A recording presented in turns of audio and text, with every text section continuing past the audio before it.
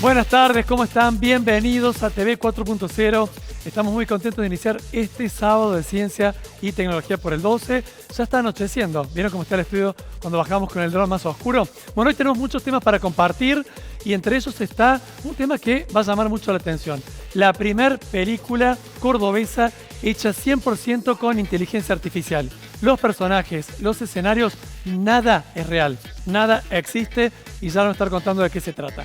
Por otro lado también, Tesla otra vez aparece en escena, pero esta vez con mini casas para construir de manera rápida, económica y prometen hacerla en un solo día, viviendas prefabricadas. Bueno, ya veremos entonces también de qué se trata, porque antes de todo esto y mucho más, tenemos como siempre un viaje en el tiempo.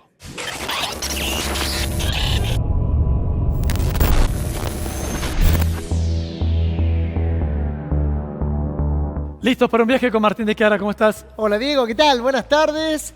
Linda tarde para viajar nuevamente en nuestra máquina especial, la máquina del tiempo. Por supuesto, aparte ya está oscureciendo. Sí, ¿cómo se ha venido el otoño, ¿Viste? Diego? Pero estamos bien iluminados, esperemos que la máquina también. Sí, la verdad que está vamos a ver hermoso, a dónde vamos. Hermoso el set. Bueno, Diego, mirá, vamos a hacer un viaje muy particular, sí, porque vamos a quedarnos aquí en Argentina, pero vamos a viajar al pasado, sí, al año 1551 aproximadamente. ¿Me escuchó? Perfecto. Como dijimos, aquí en nuestro propio país. Te doy una sorpresa a dónde vamos ahora. A ver, dale, vamos.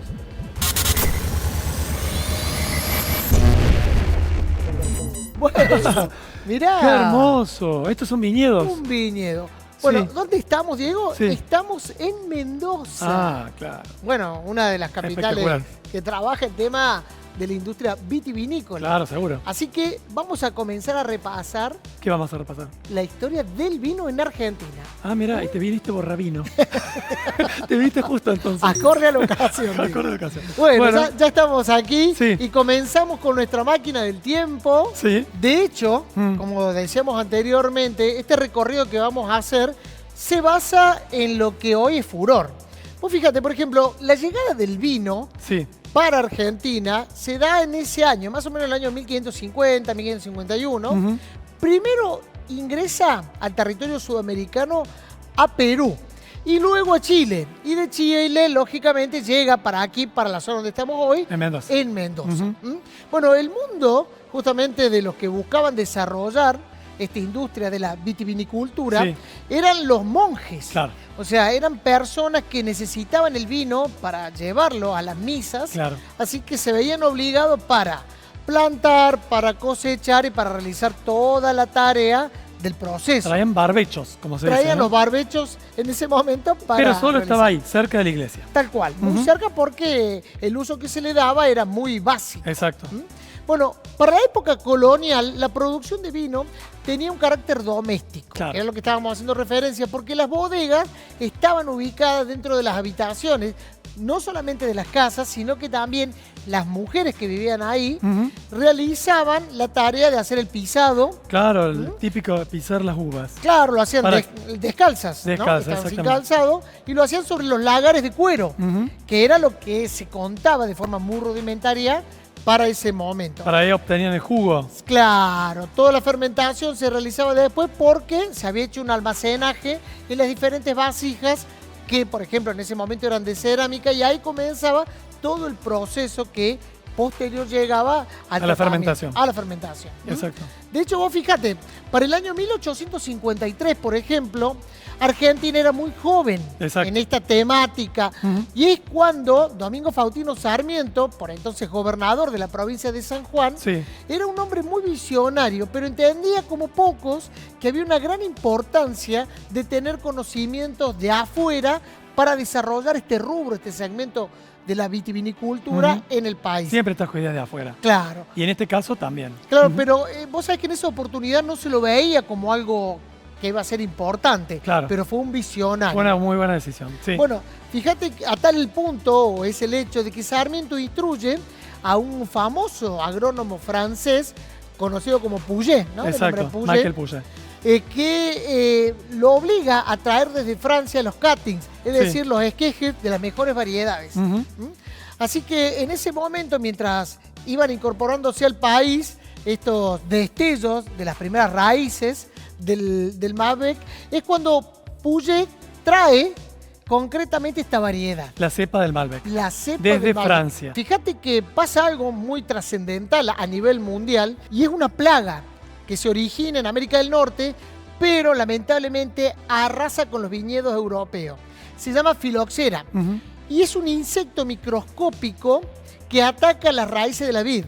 Por ejemplo, entre 1875 y finales del siglo, destruye, escuchá este dato, Diego, que es increíble, ¿no?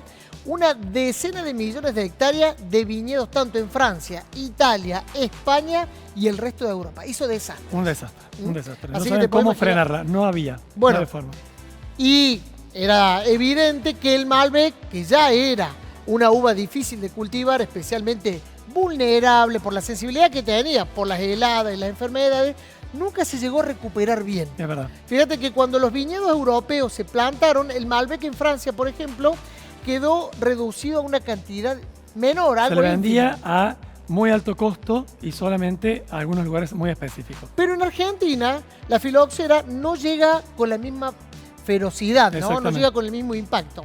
Por ejemplo, el Malbec que Puget trajo desde Francia siguió creciendo.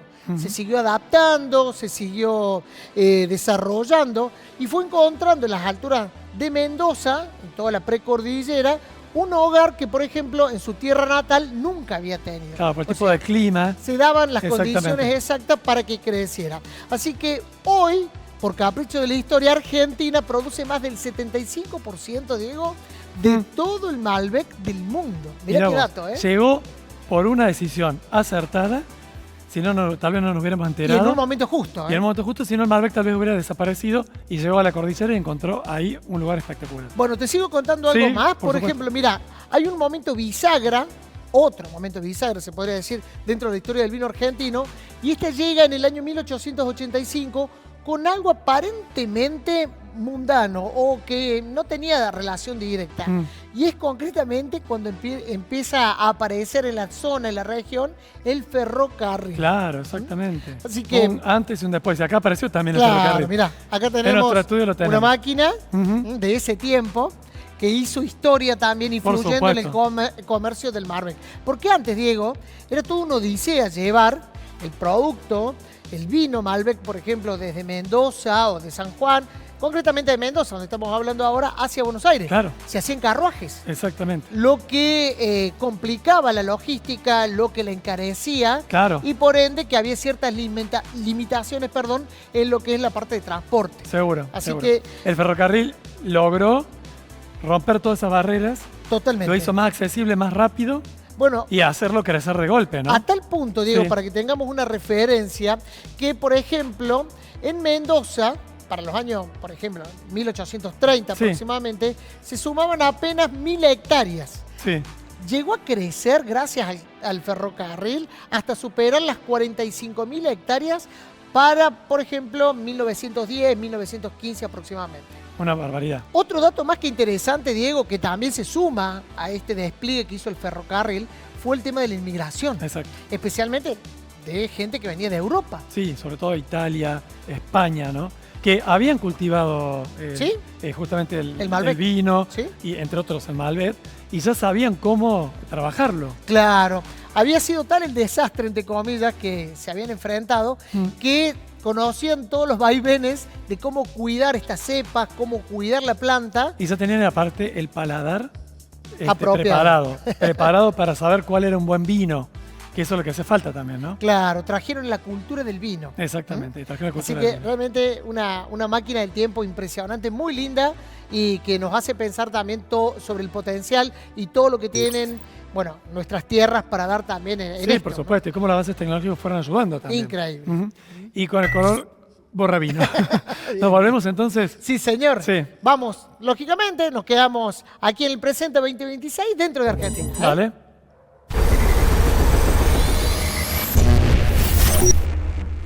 Bueno, muy bien. Mira, Diego, tenemos un invitado, dada la temática, este tratamiento que le estamos dando a nuestro viaje de hoy, así que vamos a pedir a nuestro brazo robótico que lo traiga al piso. Perfecto, veamos qué bien. A ver, dale. Ah, bueno. Bueno, muy bien. Mauricio, Alto, ¿cómo estás? Mauricio, Te saludo. ¿Qué tal? ¿Cómo estás? ¿Todo bien? ¿De dónde me sacaron? ¿De dónde te trajimos? Sí. De Mendoza directo a Córdoba. Directo a Córdoba. sí. Mauricio Lorca, bueno. Transportado directamente. Enólogo, mirá, con lo que venimos hablando, el tema de la historia del vino. La máquina del tiempo te trae al invitado justo. ¿Viste? Siempre. Empresario, enólogo, referente también, justamente desde Mendoza, aquí a los estudios en Córdoba de TV 4.0. Por supuesto. Bueno, Mauricio, la verdad que estábamos hablando desde, no sé, cómo trajeron las primeras vides, cómo la usaban primero los monjes en las iglesias. Y Todo ahora, el proceso, ¿no? Todo el proceso que fue cambiando históricamente. ¿Y ahora qué es lo más nuevo que hay? Bueno, hoy ya existe tecnología que nos está permitiendo desembarcar prácticamente la inteligencia artificial aplicada al proceso de producción de uva y de producción de vino. ¿Cómo sería eso?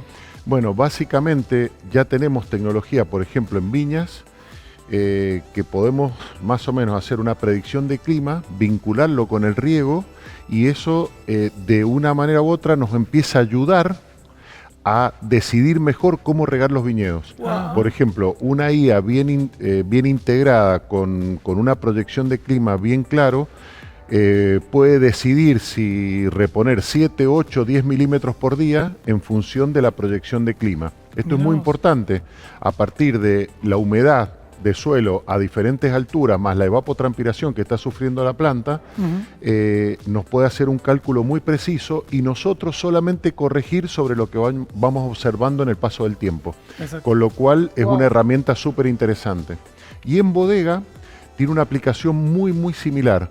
Nosotros tenemos una problemática a resolver durante la elaboración del vino, que básicamente es cuántos remontajes hacemos para extraer el color de la piel de la uva tinta y cómo controlamos la temperatura, ya que la fermentación es una reacción exotérmica, genera calor y necesitamos controlarla. Ya hicimos toda la primera etapa de automatizar todo ese proceso y la segunda etapa, que estimo el año que viene ya la deberíamos tener operativa, nos va a permitir trabajar a demanda gracias a la IA. O sea, la IA va a determinar cuántas frigorías necesitamos aplicar y eso va a hacer funcionar los equipos de frío, va a hacer funcionar las bombas de impulsión de agua fría por toda la bodega y eso tiene que traducirse en un ahorro energético muy importante. Qué increíble, ¿no? Vos sabés que veíamos también en la máquina del tiempo cómo el vino Malbec vino para quedarse. Encontró su lugar en el mundo, se podría decir, en la cordillera, sobre todo en la Patagonia y ni hablar en Mendoza, dándole al vino un gusto distinto que no se puede conseguir en otro lugar del mundo. Claro, muy ni siquiera en particular Europa, eso, que también tiene muy buen vino, pero ni siquiera por la altitud que tiene, por el clima, que es muy frío de noche o de día y cálido durante las horas de sol. Bueno, y ahora con toda esta tecnología, Argentina está muy bien posicionada, ¿no? Bueno, en realidad, como bien decías vos, el Malbec encontró su lugar en el mundo. Argentina hoy tiene los viñedos más antiguos de Malbec y las cepas originales, porque nosotros no tuvimos una enfermedad que atacó al mundo que se llama filoxera. Lo vimos ahí en la máquina del tiempo. Exacto. Es básicamente es un bichito que está en el suelo que se come la raíz. Exacto. Bueno, en Argentina, gracias al equilibrio natural, a las muy buenas condiciones que vos explicaste, clima netamente continental de altura, con mucha amplitud térmica entre el día y la noche, el Malbec es como que encontró un lugar y la verdad que catapultó a Argentina al mundo, porque gracias al Malbec logramos abrir la puerta del mercado de exportación y atrás de él han ido muchos otros vinos, ¿no? Totalmente, han ido siguiendo todo el proceso, ¿no? Exactamente. Una consulta en relación a esto. Decías recién, ¿no? Cómo ya está todo encaminado con la inteligencia artificial. ¿Crees que están preparadas las bodegas para aceptar este cambio tecnológico? Mirá, las primeras recepciones que yo he escuchado, inclusive del mercado, te dice, pero están perdiendo lo artesanal. Yo le digo, no, es justamente lo contrario. Lo que estamos haciendo es valernos de la tecnología y aplicar una enología mucho más basada en la ciencia que nos permite gestionar mejor las variables y los puntos críticos de control. Al final, nosotros terminamos produciendo vino, que es un alimento. Dentro del código argentino, el vino es alimento, no es una bebida alcohólica, por ejemplo. Claro. Entonces, bajo esa premisa, poder aprovecharnos de la tecnología existente nos permite realmente mejorar nuestro proceso, entregar un mejor producto a un mejor precio, una calidad superior. O sea que para mí tiene un futuro enorme. Nosotros somos TV 4.0 y esto es vino 4.0. No, en serio, es increíble. Sí. La inteligencia artificial aplicada al vino, ya lo podemos encontrar en cualquier lugar y es fascinante lo que nos acabas de decir. Mendoza además posicionada impresionantemente, gracias al vino también y a las bodegas, como destino turístico, ¿no? Que está creciendo un montón. Bueno, Mendoza, según estudios recientes, que más o menos nosotros los vamos siguiendo, porque también tenemos turismo en nuestra bodega y hay mucha oferta en todo Mendoza, claramente ya es el segundo o tercer destino más importante de los turistas extranjeros. O sea, Cataratas, Bariloche, obviamente Buenos Aires siempre aterrizan ahí, pero después Mendoza está disputándose ese segundo o tercer puesto entre Bariloche y todo eso. Entonces es impresionante. El camino del vino. Y si uno analiza la proyección que tiene el vino a nivel internacional, es de los pocos productos que realmente llevan la marca argentina en la etiqueta. Claro. O sea que es algo realmente muy, muy rico y comunica muy fuerte las raíces nuestras, ¿no? Mauricio, muchas gracias. Impresionante. O a la máquina del tiempo por traerte. Bueno, la verdad que la máquina me trajo, no sé en qué momento aparecía acá y ahora me devuelve a Mendoza, ¿no? Bueno, gracias chicos, un espectáculo. Y pronto seguramente vamos a cubrir, vamos a hacer un programa especial. Vamos a ir a las bodegas. A las bodegas. Los esperamos. Dale, gracias. Bien, Martín, seguimos con el programa porque nos vamos a la pausa. Vamos a la pausa. Con algo que habíamos prometido. Sí, señor. ¿Sabes qué? Hace días atrás, Elon Musk lanzó Mini Casa Tesla. Unas casas que son prefabricadas, que tienen unos de 25 a 50 metros cuadrados. Dicen que se construyen en un día. Wow. Y tienen un costo, según Elon Musk, de unos $50.000. Vamos a ver. Una moneda. ¿De qué se trata esta mini casa Tesla? ¿Qué te parece? Dale, lo compartimos. Con eso vamos a la pausa. ¿Y con qué nos sorprendemos?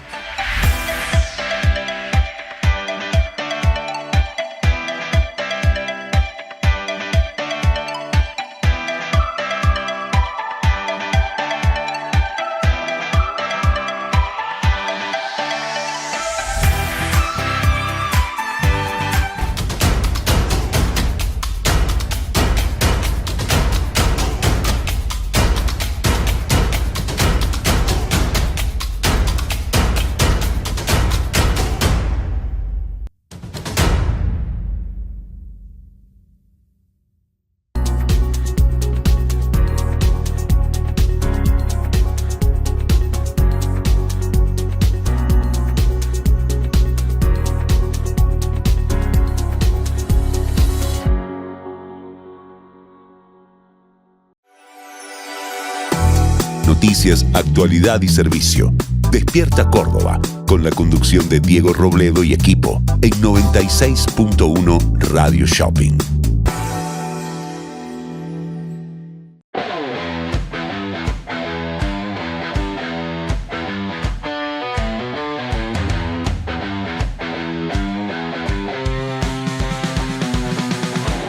Nono Luigi, Campo Hotel.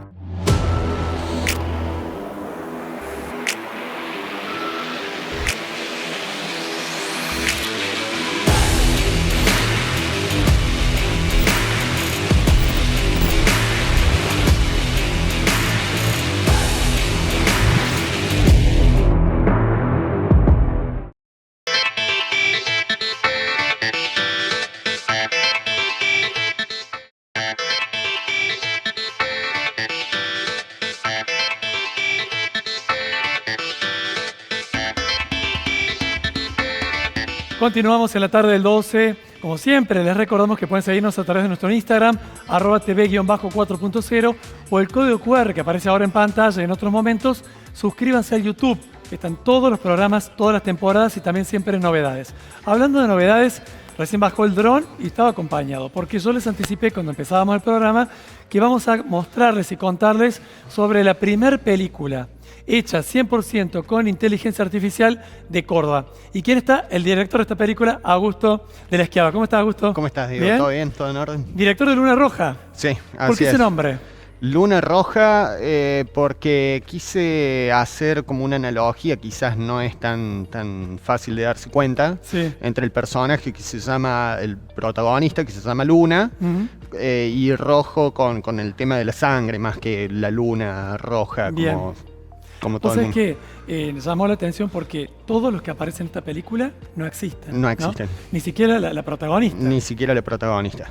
La hiciste de cero, la inventaste, la pensaste. Sí, todo de cero. O sea, en realidad todo nace a partir de la modelo virtual, que uno de los oficios que ella tiene es ser actriz.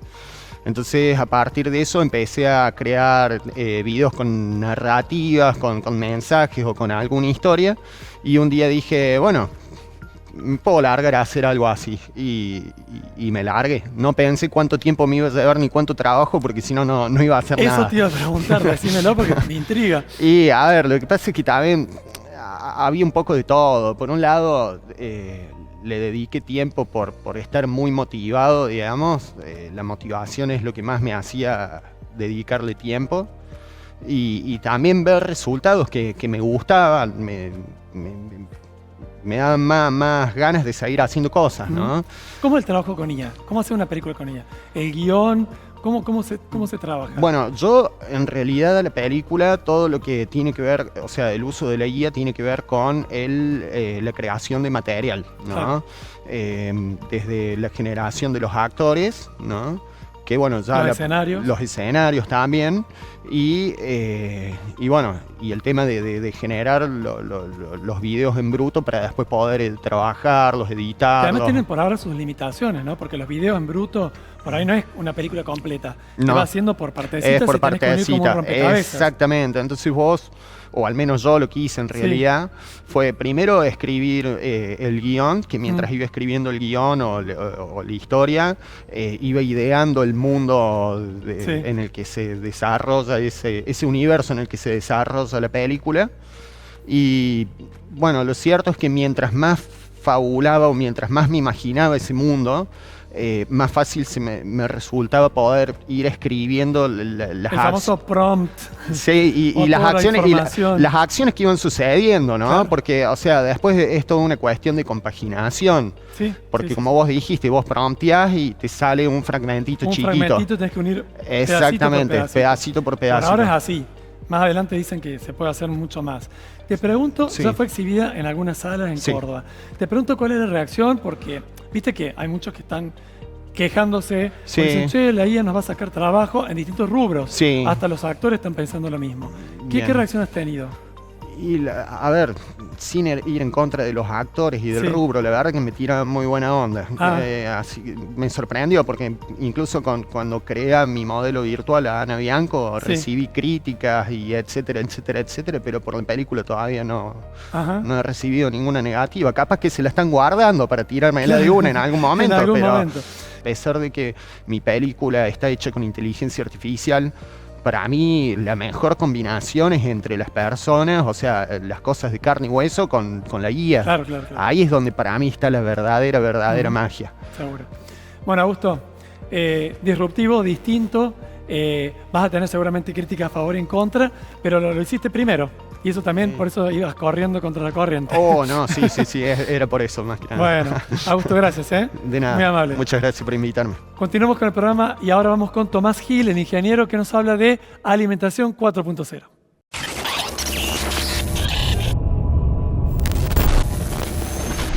Aunque no lo creas, esta agua está hirviendo por debajo de los 100 grados. Cuando el agua hierve, no siempre lo hace a una temperatura de 100 grados. Esta temperatura corresponde a una presión normal de una atmósfera. Cuando se baja la presión, también baja la temperatura de ebullición del agua. Por eso hay zonas de alta altitud donde el agua hierve a menos de 100 grados, justamente porque la presión es menor. La jeringa, al tirar del émbolo, hay una reducción de la presión y por eso el agua comienza a hervir. Podemos observar que la temperatura del agua en el interior de la jeringa es de 55 grados. Ahora, ¿por qué comenzó a hervir? Bueno, justamente cuando yo tiré del émbolo hubo una reducción de la presión y la presión de vapor del agua se igualó con la presión externa y por eso ocurrió la ebullición. ¿Y vos, conocías este dato? Bueno, Tomás, excelente como siempre, ¿eh? Muchas gracias. Muy bueno el informe de hoy de Tomás Gil, así que bueno, para seguir durante este 2026. Por supuesto. ¿Nos vamos con algún dato? Nos vamos despidiendo, cerramos con un dato tecno. Mira, ya comenzamos a compartir las imágenes. Mira, en el mundo de la construcción, Diego, estos robots que hacen el revoque. Lo estoy viendo, impresionante. Se podría decir, están haciendo el final de obra. Sí. En una pared, mira. O sea, es un robot de albañil. Un robot de albañil. Ah, mira vos. No sabemos todavía bien si lleva el gorrito o no, pero bueno, dice acá que la marca justamente Legend Robot está implementando estos sistemas que están automatizando el acabado de muros en paredes o en superficies verticales, especialmente en lo que son proyectos a gran escala. Bien. Mira, para que tengamos una referencia, Diego, están logrando terminar, por ejemplo, puntos de hasta 18.000 metros cuadrados en aproximadamente 70 horas. Oh, mira vos. Increíble. Lo está manejando un operador. Lo maneja un operador. Claro. Lo notable de esto es que hay un trabajo que está integrado humano, robot, humano, logrando un nivel de detalle único. Bueno, mira vos. Hasta robots albañiles ahora también. Así que bueno. Lo que faltaba. Bueno, Martín, nos estamos despidiendo. Así es, Diego. Hasta el próximo sábado, entonces nos reencontramos a las 19:15, obviamente, por esta pantalla, por la del 12. Gracias. Chau.